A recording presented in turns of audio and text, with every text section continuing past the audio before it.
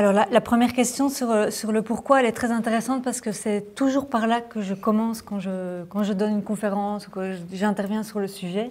Je pense qu'on est dans une époque où c'est très important de dire d'où l'on parle et encore plus sur ce type de questions.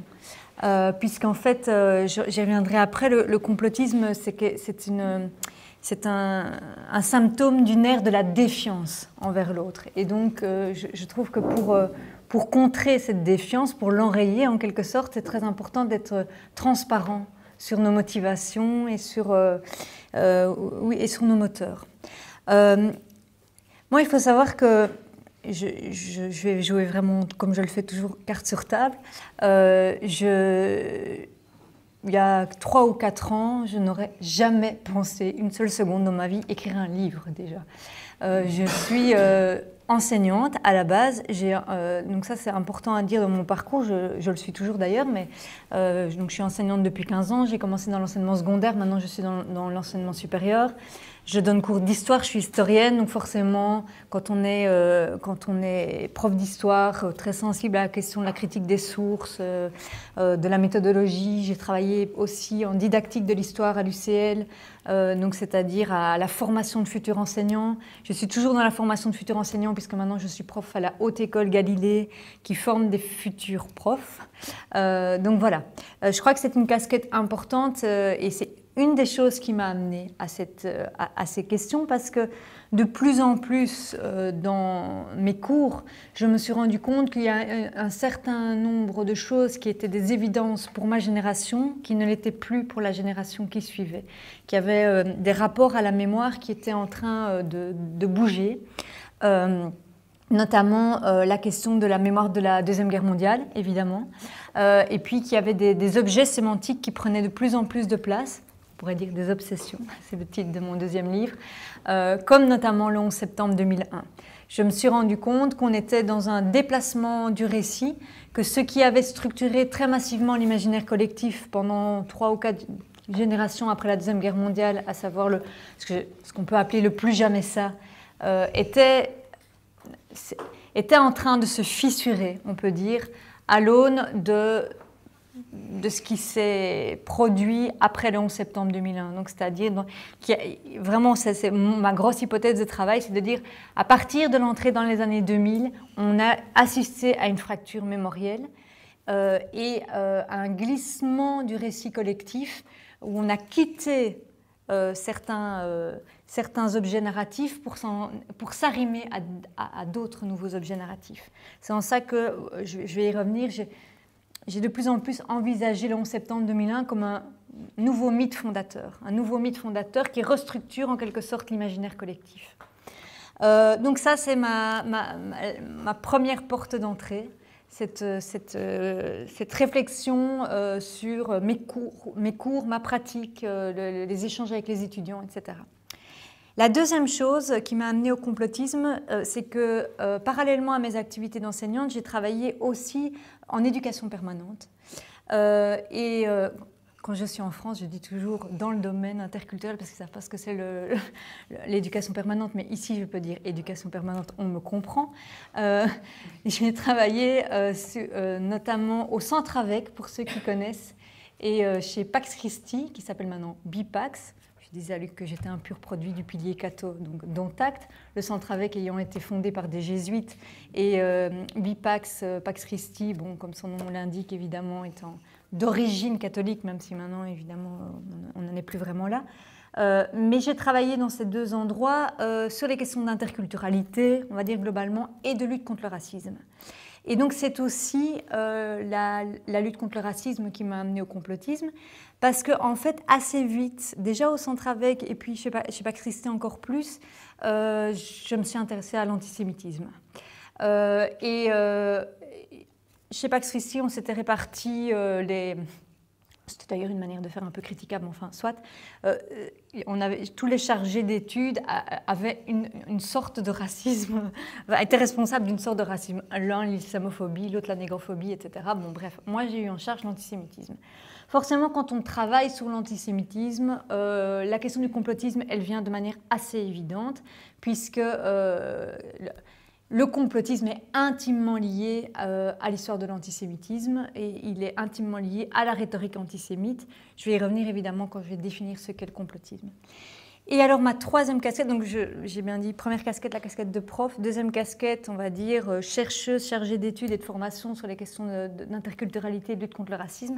Troisième casquette, et ça pour ceux qui m'ont peut-être un petit peu suivi dans les médias et autres, vous l'avez sûrement vu, c'est que je me suis engagée sur la question du Moyen-Orient et de la Syrie, plus particulièrement.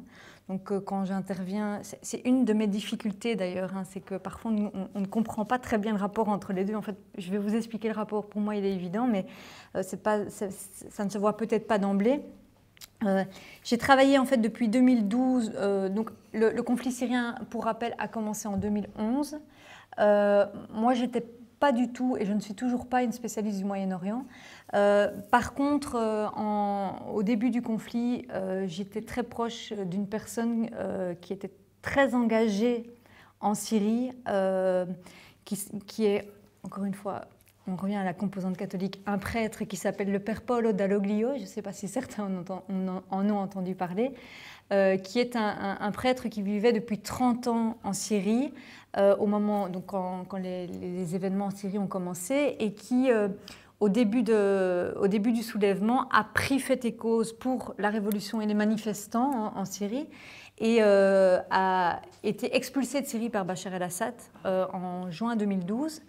Et à partir de là, a voulu commencer un travail de sensibilisation ici en Europe. Bon, c'est quelqu'un qui était polyglotte, etc., donc il allait un peu dans tous les pays, à sensibiliser sur ce qui était en train de se passer en Syrie, puisqu'il se rendait compte, dès le début du conflit évidemment, puis il connaissait très bien ce régime depuis 30 ans, il se rendait compte qu'il y avait une propagande, enfin, que le régime en place avait mis en place une propagande qui était terriblement efficace sur le plan médiatique, et donc il fallait relayer les voix du terrain, on pourrait dire ça comme ça.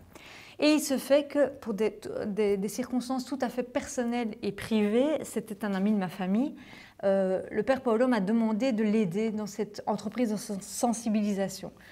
Ça tombait à un moment où voilà, j'avais un peu de temps et c'était vraiment ça. Alors pourquoi je vous raconte tout ça? C'est parce que lui avait une très très grande expertise de ce qu'était justement la mise en récit de ce qui se passe au Moyen-Orient, avait une très grande expertise aussi des logiques de désinformation et de propagande. Moi, je l'ai suivi à ce moment-là, c'était tout à fait dans l'ombre. C'était lui qui allait en plateau télé, lui qui donnait des conférences, lui qui écrivait des livres. Moi, j'étais un peu sa secrétaire, on pourrait dire, donc je l'aidais à titre bénévole, j'organisais pour lui des conférences, etc. Mais il m'a énormément transmis par son expertise. Alors, je dis pourquoi j'en parle au passé, c'est qu'il se fait qu'en juillet 2013, et ça explique aussi les deux livres, en juillet 2013, Paolo a voulu retourner clandestinement en Syrie. Raqqa venait d'être envahi par Daesh, que à peu près personne ne connaissait ici à ce moment-là, qu'on appelait l'État islamique d'Irak et du Levant.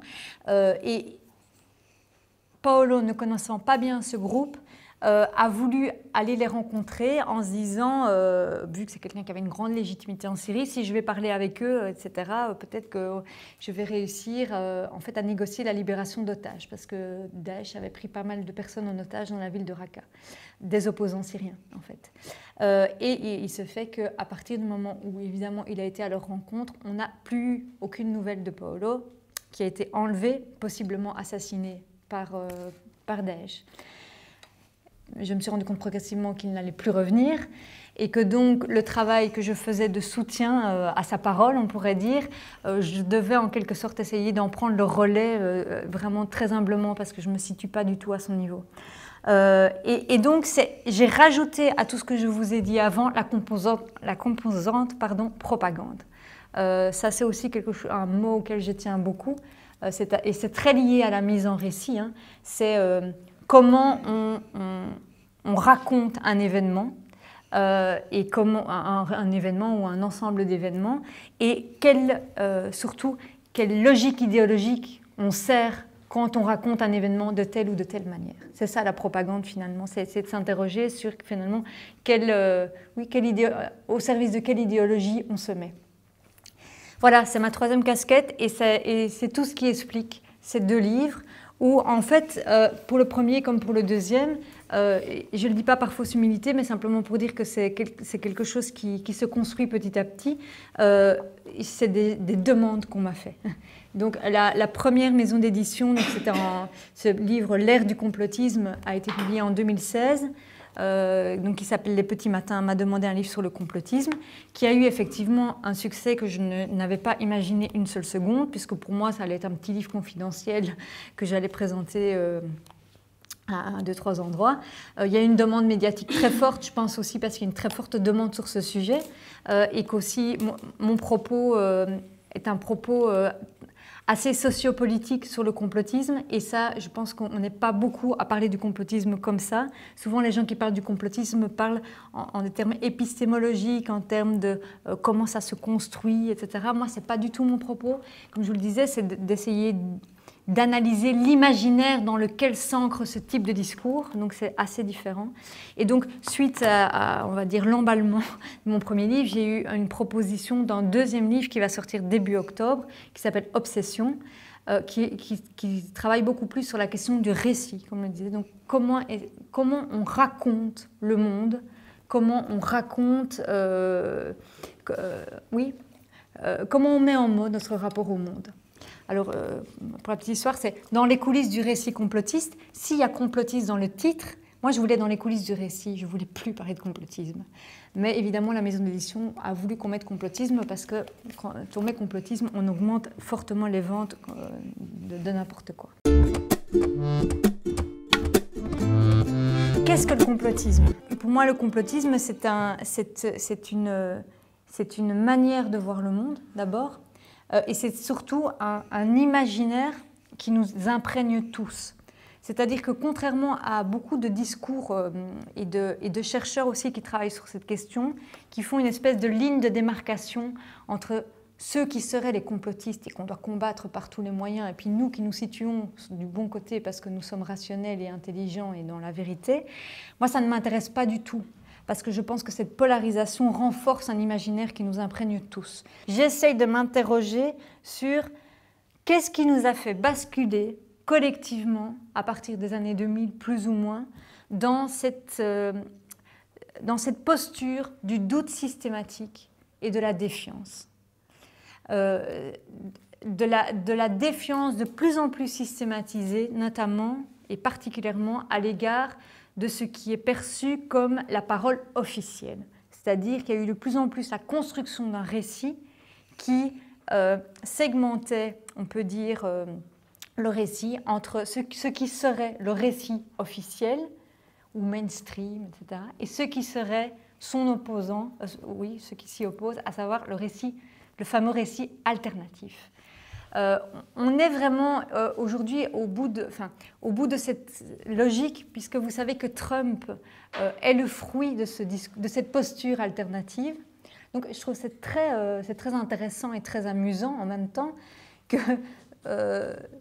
soi-disant, ce discours qui voulait contrer le pouvoir, la domination, etc., donc ce discours alternatif, maintenant arrive à la tête de la domination, on pourrait dire. Il y a une mise en abîme qui est extrêmement intéressante.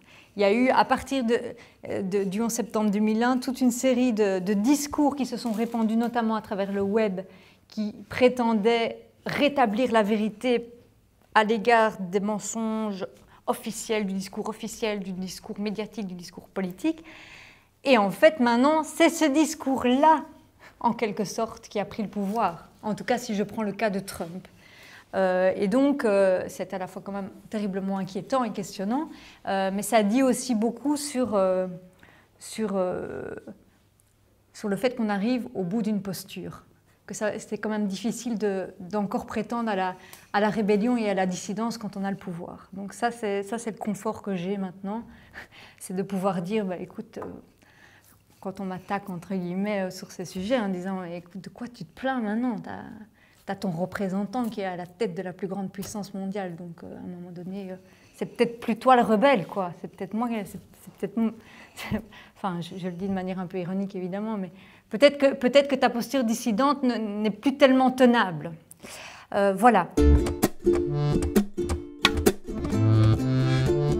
Le complotisme a une histoire. Puisque je suis historienne, j'en dis comme un tout petit mot. intimement lié, je vous le disais, à l'histoire de l'antisémitisme. Dans sa forme structurée idéologiquement, en tout cas, le complotisme apparaît à la fin du XVIIIe siècle.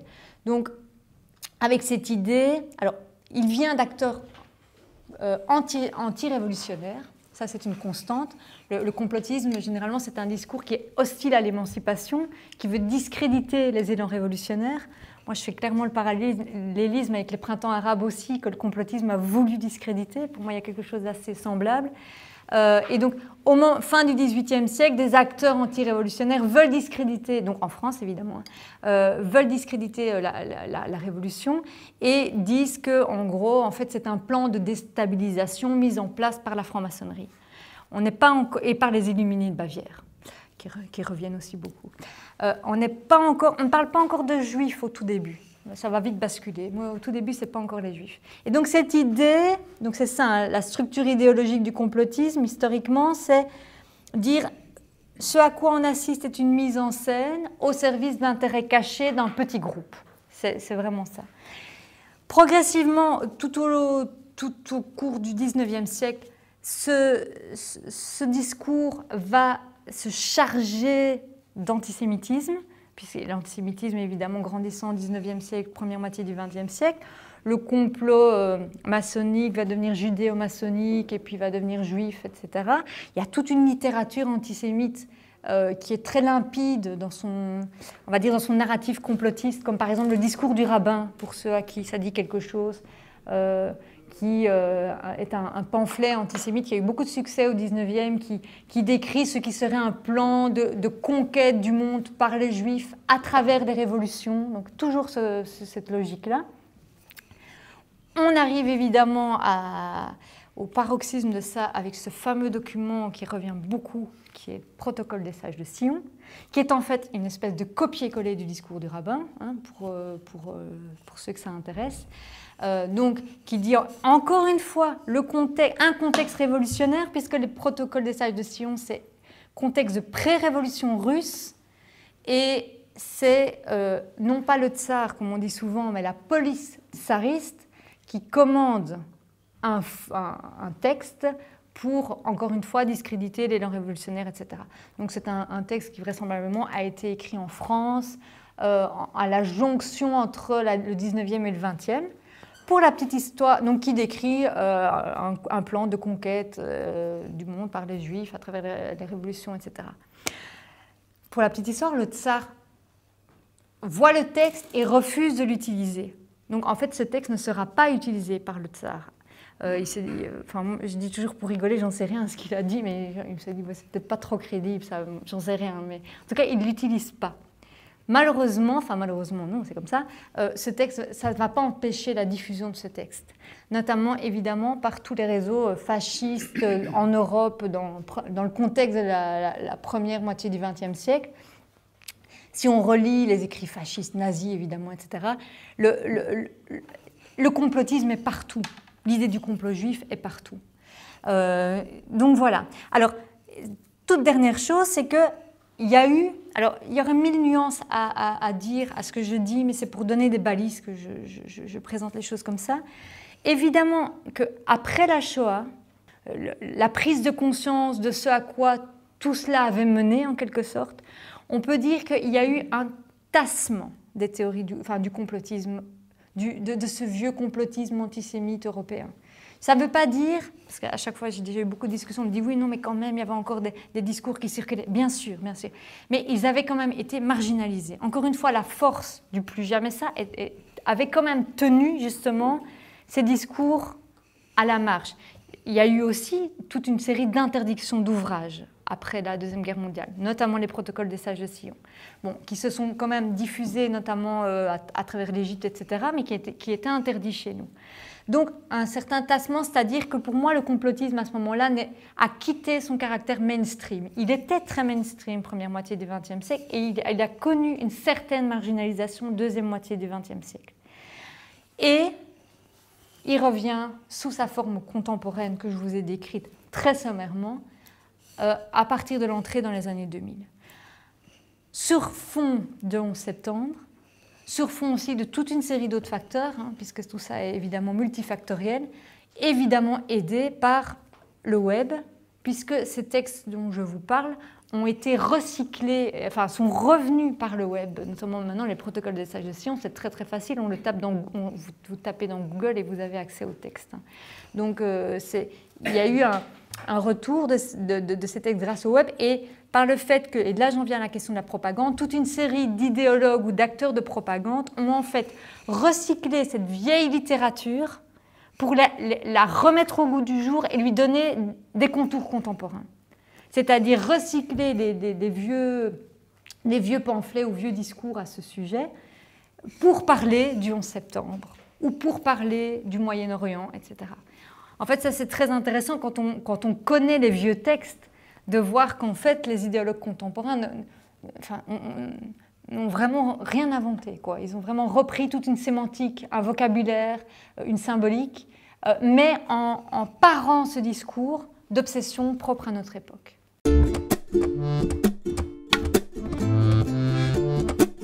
Comme toute proposition théorique, c'est perfectible, mais j'ai dégagé 2 grandes lignes narratives qui ont été consécutives au 11 septembre 2001. Sans doute qu'elles préexistaient évidemment, mais qu'elles sont devenues vraiment structurantes à partir du 11 septembre 2001. C'est à la fois effectivement ce que j'appelle l'imaginaire civilisationnel, c'est-à-dire ce qui met la question identitaire au centre du débat public. Et ça prend forme, en tout cas, ça prend de l'espace et une puissance narrative énorme, évidemment, directement après les attentats du 11 septembre 2001, avec les discours politiques qui suivent le 11 septembre 2001. Rappelez-vous, Bush, directement le jour même des attentats, qui dit les Lumières sont attaquées par les ténèbres, qui paraphrase le Christ, soit vous êtes contre nous, soit vous êtes avec nous, et donc qui directement donne à cet événement une couleur extrêmement civilisationnelle. C'est en fait le vieux schème civilisation-barbarie qu'on a pu voir mis en branle au moment évidemment des croisades, etc. Enfin bon, bref, c'est ce vieux clivage, nous, eux, etc. Et ça, c'est vrai que c'est une ligne narrative qui s'est beaucoup cristallisée autour de la question de l'islam. Puisqu'en fait, le glissement sémantique qui s'est opéré très vite, c'est que les ennemis n'étaient pas seulement les terroristes, mais étaient aussi tous les possibles ennemis de l'intérieur. Donc, toute personne, encore une fois je schématise, mais c'est pour qu'on se comprenne, hein, toute personne qui, de par son origine, de par son positionnement dans la société, etc., était susceptible, de près ou de loin, d'avoir un lien idéologique, religieux, culturel avec les terroristes, était, je ne vais pas dire mise au banc, mais pouvait avoir en tout cas le sentiment d'être mise au banc par les discours politiques et médiatiques. C'est toute là, il y a pas mal de chercheurs qui ont travaillé sur ce qu'on appelle la construction du problème musulman, donc c'est-à-dire vraiment cette fixation de plus en plus importante sur l'islam qui finalement présente l'islam comme un problème à régler dans nos sociétés. Avec ce glissement, terrorisme, puis en fait, ce n'est pas le terrorisme le problème, c'est l'islamisme. Non, en fait, ce n'est pas vraiment l'islamisme le problème, c'est l'islam. Donc ça, c'est la première ligne narrative et elle est massive. Enfin, ça, je pense que je ne dois pas vous donner des exemples, quoi. Si, je vais quand même en donner un exemple puisque tu parles de Ménel. La question du port du voile, ça, typiquement, qui a pris une place totalement, là je donne mon avis, disproportionné, il me semble, dans les débats, central quasiment, comme si c'était devenu un des problèmes majeurs de notre époque, de savoir si on pouvait, c'était bien ou pas, ou on pouvait ou pas autoriser le voile à l'école. C'est un exemple, mais c'est un des symptômes les plus frappants. Alors, l'autre trame narrative, et après je parlerai des rapports de force puisque c'est ta question. L'autre trame narrative, c'est la trame narrative qui a voulu s'opposer à cette ligne, en quelque sorte, parce que c'est ça l'origine, qui a vécu ce récit civilisationnel comme quelque chose d'oppressant, qui mettait au banc, qui créait des discriminations, et donc, encore une fois je schématise parce que ça ne veut pas dire qu'on est soit dans l'un, soit dans l'autre, hein, mais qui a voulu fournir un contre-récit. Ce contre-récit, c'est notamment effectivement ce qu'on peut appeler le récit anti-système, la posture anti-système.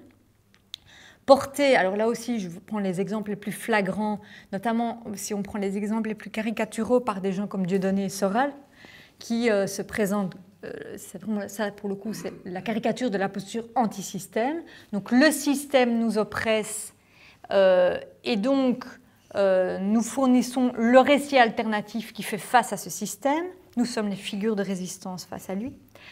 Et par ailleurs, il est vrai que ce récit anti-système, qui se répand à des degrés divers, hein, là je vous donne les cas les plus graves, on va dire, hein, puisque Dieudonné et Soral, c'est aussi l'antisémitisme, le négationnisme, etc. Cette posture anti-système, elle est portée par plein d'ados qui ne sont pas pour autant des idéologues dangereux. Mais l'idée que les politiques et les médias nous mentent, qu'on ne peut pas faire confiance en la parole publique et médiatique, etc. Ce récit anti-système, c'est aussi beaucoup chargé de la rhétorique anti-impérialiste, en effet. C'est-à-dire qu'il y a eu aussi une... Alors ça vient charger des vieux fonds mémoriels. Hein. Mais à l'aune de tout ce que je vous ai décrit, toute la mémoire de l'oppression occidentale a été aussi réveillée. C'est-à-dire qu'elle était déjà présente, mais elle est devenue à la faveur de cette séquence insupportable pour toute une série de personnes. La question de la colonisation, donc maintenant on a tout le discours décolonial, anticolonial, etc., qui a quand même pris pas mal de place, notamment dans certains réseaux de gauche. Hein.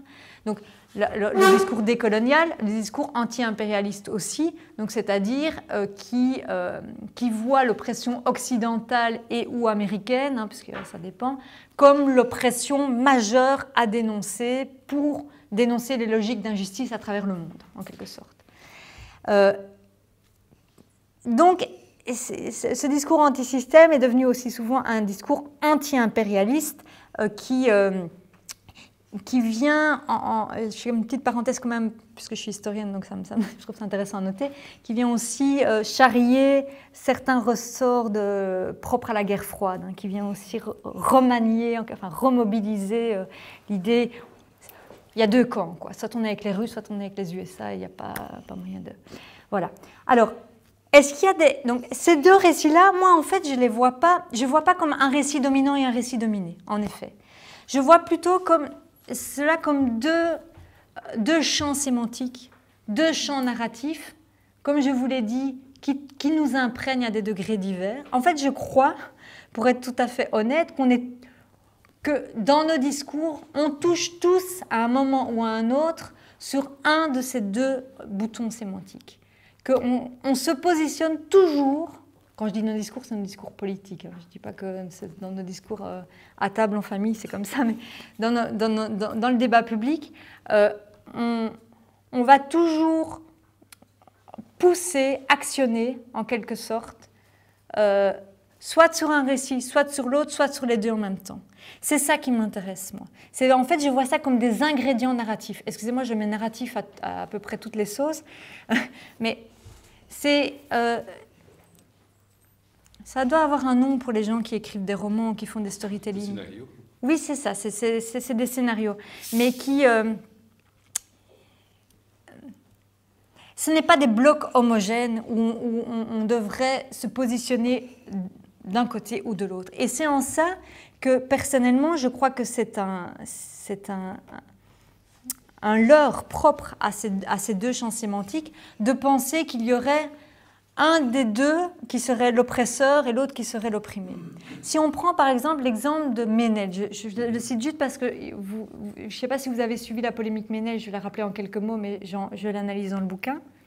Ménel, c'est cette jeune chanteuse qui avait postulé à The Voice France et ça a engendré toute une polémique parce que, de mon avis, parce qu'elle avait un turban, enfin c'est un voile, mais c'était un turban dans le sens que c'était juste sur le dessus de la tête.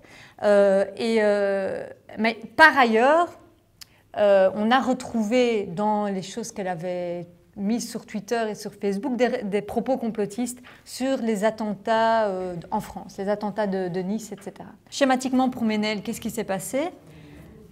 Le récit civilisationnel, la question identitaire, a été d'emblée massif sur ce cas. C'est-à-dire que j'ai remonté cette polémique, parce que c'est toujours intéressant quand il y a des polémiques, c'est de voir qui sont les premiers qui ont réagi et en quels termes. En fait, les premiers qui ont réagi sur Ménel, ce sont les réseaux d'extrême droite identitaires. C'est-à-dire, pour ceux qui connaissent un peu, par exemple, le site F de Souche en France, qui est clairement, c'est un site internet très couru par, on va dire, les fascistes islamophobes, pour parler très platement, c'est-à-dire l'extrême droite obsédée par l'islam et l'islamisme, qui, en fait, s'en sont pris à Ménel, non pas pour ses propos complotistes qu'ils n'avaient pas encore trouvés, mais parce qu'elle portait le voile. En disant, c'est quand même scandaleux, une jeune femme, enfin, quelle image des femmes on donne à la télévision, etc. Et donc, elle commence à se faire lyncher. Et puis, il se passe que c'est repris assez rapidement par certains réseaux de gauche laïque, entre guillemets, c'est-à-dire qui reprennent le même type d'argumentaire au nom de l'idéal de la laïcité. J'ai oublié de dire que le récit civilisationnel, il venait aussi récupérer l'idée de la laïcité, évidemment. Et donc, il y a un glissement et ça glisse vers d'autres sphères. Et puis, seulement dans un deuxième temps, en fait, on va fouiller son cas, on va fouiller son Facebook, on va fouiller son Twitter et on trouve les propos complotistes. Et donc, on dit, en fait, non, mais c'est pas le voile son problème. Aucun problème. En fait, elle a tenu des propos scandaleux. Elle a dit, en fait, elle avait dit notamment sur Nice, elle avait remis en cause le fait que c'était vraiment les terroristes qui avaient commis l'attentat, mais que c'était sans doute un coup monté de l'État ou quelque chose comme ça. Bon, propos tout à fait lambda chez des gamins de 15 ans dans toutes les écoles, hein, pour ceux qui sont profs. Mais voilà. Quand je dis lambda, je ne veux pas dire que ces propos ne sont pas graves, mais ça veut dire que ce n'est pas une idéologue qui parle, c'est une adolescente de 15 ou 16 ans. Et donc, qu'est-ce qui se passe dans cette histoire? C'est qu'effectivement, Ménel, elle est la cible d'un discours haineux, d'un discours raciste, clairement raciste pour moi, qui en fait la fustige à cause de son origine, de sa religion, on appelle ça comme ça, enfin on pourrait mettre mille nuances, mais en tout cas pour ce qu'elle est, et qui prend le complotisme comme prétexte.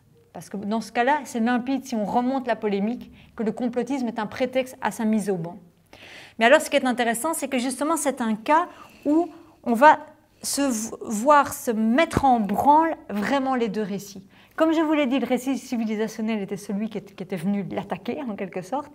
Et elle, non seulement à travers les tweets qu'on a retrouvés, qui étaient des tweets anti-système, en quelque sorte, qui disaient « les médias nous mentent », etc., mais aussi à travers tous les gens qui vont prendre sa défense, on voit que beaucoup de gens vont s'ancrer, s'arrimer au récit anti-système, anticolonialiste, enfin tout ce que je vous ai décrit avant. Et donc c'est un très beau cas d'école. Enfin, en fait, il y avait d'autres beaux cas d'école que j'ai virés parce que j'avais trop d'exemples. Par exemple, j'aimais beaucoup aussi la polémique du Burkini parce qu'elle est magnifique à analyser aussi. Mais en fait, c'est un peu le même schéma. Mais pour moi, je refuse de dire que... Donc, dans le cas de Ménel, pour être très clair, elle est clairement victime pour moi, cette gamine, de la logique que je vous ai décrite.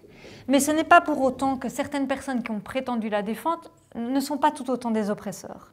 C'est-à-dire que, très clairement, il y a une récupération politique dégueulasse de son cas, très rapide. Le jour même, d'ailleurs, le lendemain de sa prestation à The Voice, elle est déjà récupérée par Al Jazeera, par exemple. Donc pour moi, je trouve que... Donc, même avant que la polémique n'ait vraiment éclaté, elle était déjà récupérée par Al Jazeera. Donc Al Jazeera, qui, en tout cas en Europe, vient très fort épouser le récit anti-impérialiste, etc. Et donc, très clairement, si Al Jazeera la récupère, ce n'est pas parce qu'ils ont de la compassion pour elle, c'est parce qu'ils savent très bien que ça va être un objet médiatique vendeur qui va pouvoir leur rapporter des gens pour leur récit à eux. Je parle tout le temps en termes de récit pour ne pas quitter ma logique, hein. Donc, c'est en ça que je pose les rapports de force. C'est que je pense qu'on peut être à la fois victime d'une logique d'oppression et en même temps récupéré par une autre logique d'oppression. Et qu'il n'y a pas, effectivement, la rhétorique du deux poids, deux mesures que tu évoquais, de dire oui, on s'attaque à elle parce qu'elle est musulmane, mais si ça avait été un juif, par exemple, on n'aurait rien dit. En fait, elle sert d'abord la logique du récit, elle sert le récit. Et en plus, même dans les faits, alors je m'éloigne un tout petit peu, mais dans les faits, elle n'est pas tout à fait exacte. Si on remonte par exemple, parce que du coup, je me suis passionnée pour The Voice, je me suis dit, en fait, The Voice, c'est incroyable, mais ça vient tellement faire péter les plombs à tout le monde que c'est un laboratoire magnifique. Et en fait, je me suis rendu compte, mais vous le savez peut-être, qu'il y avait eu 2 ou 3 ans avant un candidat franco-israélien qui a gagné, je pense même, The Voice, qui s'appelait Amir. Je pense qu'il a gagné, là, ou bien en tout cas il a été très loin, il a été à la finale. Et en fait ce monsieur a été aussi très très vite la cible d'attaques sur les réseaux sociaux. Alors certes pas par les mêmes acteurs, mais il a été aussi très vite lynché, très vite accusé de favoritisme. Si on le faisait gagner, c'est parce qu'il était, là je parle évidemment de ceux qui sont dans le récit anti-système, c'est parce qu'il était juif, c'est parce qu'il était protégé du système, pire parce qu'il était israélien. On lui a demandé, il a quand même été sommé de se positionner sur la question du conflit israélo-palestinien, ce que je trouve quand même grave dans un concours de chant, parce que c'est quand même, là encore une fois on y revient, tout comme je trouvais ça grave qu'on demande à Ménel de se justifier sur ses positions sur tel ou tel sujet. En fait, Amir avait vécu tout à fait le même type de logique, pas par les mêmes acteurs, mais avec la même virulence. Et donc c'est en ça, alors c'est pas une question de remettre dos à dos, mais c'est de dire que des logiques d'oppression peuvent cohabiter en même temps et que la concurrence des victimes qui sous-tend les deux est une mauvaise porte d'entrée pour moi pour comprendre les rapports de domination. Et comment est-ce qu'on en sort? C'est une des conclusions du livre, c'est qu'il faut d'abord s'en prendre à soi-même, parce qu'on est pris dans des scénarios préfabriqués. Alors déjà, je ne vais pas proposer un récit alternatif, parce que sinon, alors là, il y a une mise en abîme où j'essaye de déconstruire le récit alternatif pour moi-même en proposer un, donc ça serait compliqué. En tout cas, il est vrai qu'il me semble, et c'est ce que j'essaye de mettre en œuvre à ma toute petite mesure, qu'une des choses très importantes, comme je le disais tout à l'heure, pour sortir de ça, c'est d'avoir une très grande lucidité et transparence sur d'où on parle nous-mêmes. C'est-à-dire de ne pas être dupe de notre propre parole. En fait, on est dans une crise de la parole aujourd'hui. C'est vrai, tout ce que je vous ai décrit, c'est une crise de la parole publique où d'abord il y a une défiance mutuelle qui a son paroxysme et où on est tout le temps dans une posture où en quelque sorte on se persuade que le discours problématique est le discours d'en face et que nous, on est dans le bon discours en quelque sorte. Et donc, il faut sortir de ça. Et ce qui est certain, c'est que pour en sortir, les rapports d'injonction ne marchent plus. Donc d'ailleurs, c'est en ça que vous voyez déjà que je suis prise moi-même dans ma propre rhétorique et que je m'en mets les pinceaux, puisque je vous dis il faut sortir de ça, qui est un discours d'injonction, et je vous dis qu'il faut sortir de l'injonction. Donc vous voyez comme... avec un jeune, par exemple, qui est pris dans la rhétorique complotiste, lui dire ce que tu dis est faux, ou déconstruire les théories du complot, comme c'est la grande mode pour le moment, pour moi, on est entre nous, donc je vais vous le dire platement, c'est vraiment du bullshit. Ça ne marchera pas, parce que le problème est en amont. Alors, quand je dis que c'est du bullshit, je caricature. Évidemment, c'est toujours bien d'apprendre l'esprit critique et de donner des balises, je le fais moi-même avec mes cours. Mais on n'arrivera pas à rattraper la confiance, parce que le problème est vraiment en amont de ça, et que la chose, je trouve, qui fonctionne le mieux, en quelque sorte, ou qui permet le plus d'avancer, c'est de nous interroger sur notre propre parole, notre propre manière de nous positionner, et de ne pas avoir peur, alors je vais le dire, mais parce que ce n'est pas toujours très facile à faire comprendre, d'incarner le récit. C'est-à-dire, on ne peut pas être justement en dehors de toutes les logiques que je viens de vous décrire. Moi-même, je suis prise dedans quand je vous en parle. Le dogme contemporain de la neutralité et de la position de surplomb, je n'y crois pas du tout et je ne crois pas du tout qu'elle va nous mener à des solutions. Par contre, derrière cette crise de la défiance, il y a une très grande demande de plus de transparence. Les jeunes, quand on parle de toutes ces questions, enfin, je dis toujours les jeunes, mais c'est parce que c'est ceux-là que je côtoie le plus, ils disent toujours qu'ils veulent savoir, qu'on leur cache des choses. Et donc, je pense qu'on a à nous engager beaucoup plus personnellement dans notre parole, à oser dire comme je l'ai fait en quelque sorte à titre d'illustration en début de conférence, quels sont mes moteurs personnels? Pourquoi je vous ai dit ça? Pourquoi je vous dis ça? En quoi je crois aussi? Parce que paradoxalement, il y a aussi derrière tout ça, je pense, une très grande soif éthique partagée. Quand on écoute les mantras, donc les obsessions du discours conspirationniste notamment, on voit que, et ça j'en parle pas mal dans le premier bouquin, il y a toujours deux demandes qui reviennent en boucle, c'est la demande de plus de justice et de plus de transparence. Et donc, il y a une demande très forte à l'heure actuelle de ces sujets-là, une très grande attente vis-à-vis de la démocratie aussi. En fait, on est paradoxalement devant une génération, non pas qui ne veut plus de la démocratie, mais qui en est terriblement déçue, qui en veut beaucoup plus en fait. Et donc, les défis sont là. C'est d'essayer d'entendre cette soif. En fait, on doit travailler sur les deux fronts. On doit à la fois, je pense, fustiger, contrer les idéologies problématiques, évidemment, les discours de haine raciste, antisémite, etc. On ne peut pas dire j'écoute, j'entends, oui, non. Enfin, il y a un combat antifasciste, antiraciste à mener.